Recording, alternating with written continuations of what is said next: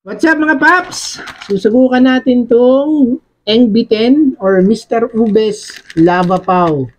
Sarap daw to no? So, i-steam natin. Naka-freeze kasi siya and then i-share ko sa inyo kung anong lasa. Ang NB10 luto na. Ayan ang itsura niya. Ayan ang Lava Pau.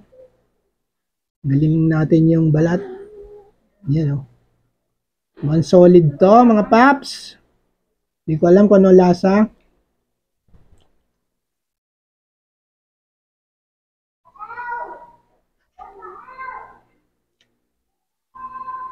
Pwede.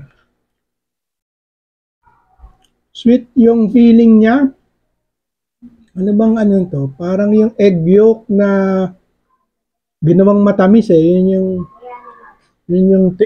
yung ano niya, lasa niya. And then panalo tong tong ban. Okay to, bili kayo nito. Saan bili natin ito dito na? 150 isang plastic sa Mr. Ube sa Binondo. Yun lang.